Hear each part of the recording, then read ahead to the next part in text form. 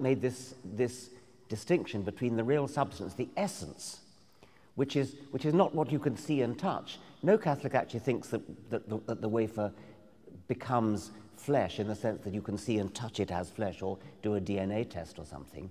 But he makes this distinction between the substance, which changes, and the accidents, which don't. And this is obvious sophistry. It doesn't need science to disprove it. It's just plain intellectual dishonesty.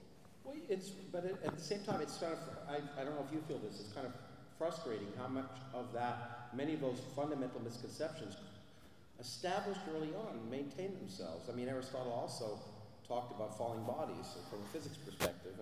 And I remember once speaking to the leaders of the free world, actually, and I had a book and a piece of paper, and I dropped them. I said, which will fall faster? And book, and then I asked why, and of course, they all said because the book was heavier.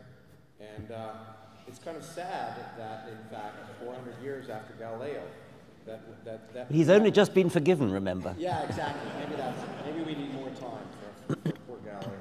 So it is, misconceptions maintain themselves, and it seems much easier to establish a misconception than to explain the reality. But as you point out, if you just think about some of these things in the context of your own experience, and I think people are, one of the problems maybe is the way we teach science. I don't know about this, that we don't teach it as a process, we teach it as a set of facts too often. And if we taught people that everyone is a scientist, that on the base, if there's a mantra that I really like, which is from the old publisher of the New York Times, who used to say, I like to keep an open mind, but not so open that my brains fall out. But I think that's important. Each of you is responsible for deciding what's nonsense and not, and each of you, most of you have the capability to do it because of your experience. And so if you look at something like that, you don't accept anything on authority. Certainly in science, there are no authorities. They're experts but no authorities. But people seem to want to be afraid to say, look, that just disagrees with my own experience. But in fact, if it disagrees with your own experience, it's probably wrong. And I think we need to do a better job explaining that. Yes, but we also have to beware of using our common sense too readily, because so much of modern science, especially modern physics, is your subject. You actually have to throw common sense out of the window, otherwise you can't get anywhere.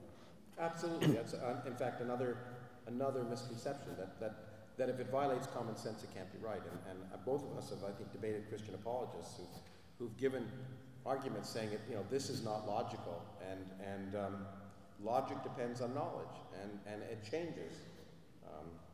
The example I think we talked about the other day was I've often been presented with this syllogism that all men are mortal, Tom is a man, therefore Tom is mortal.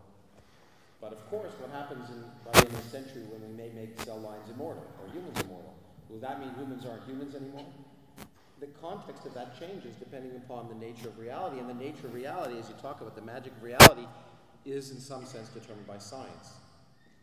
Yeah. Well, let's talk about, when we talk about humans and life, there's another chapter. I want to jump actually ahead to one of the more fascinating questions, which is, are we alone? That you deal with. This question that everyone's asked at some point or another, are we alone in the universe?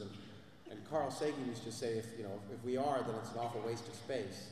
And well, why don't you talk about that a little bit? Yes, it is a fascinating question, and no biologist could really ignore the question